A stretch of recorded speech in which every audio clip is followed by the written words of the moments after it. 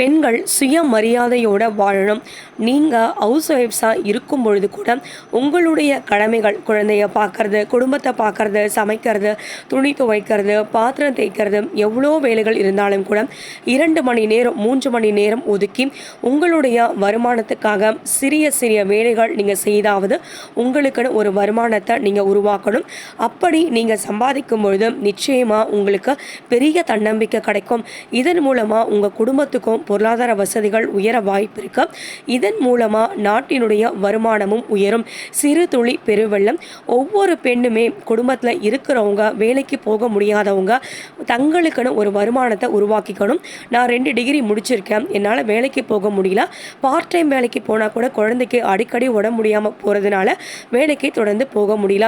அதனால் நான் வீட்லேயே இருந்து என்னோடய வேலைகளை யூடியூப் ஒர்க்கு எல்லாத்தையுமே முடிச்சுட்டு நான் டெய்லரிங் பண்ணுறேன்.